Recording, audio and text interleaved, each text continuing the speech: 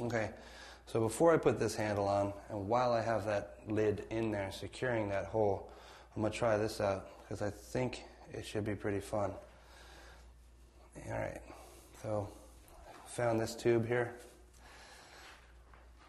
And what we can do with this tube is we can just take this guy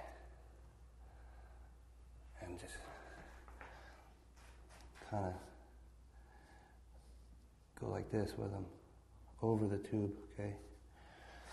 Make sure you have your lid in there when you do this because you're going to disturb that hole that we made. But what we're doing is we're giving it a foot type of thing going on. Like that, okay? And then make sure it's got it nice and centered there.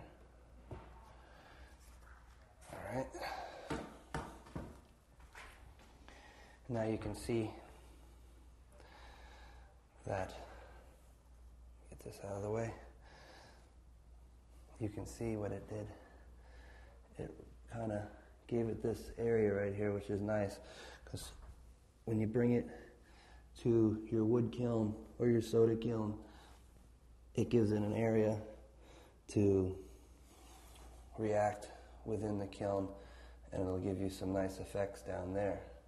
And it's better than just being flat. It's cooler that way.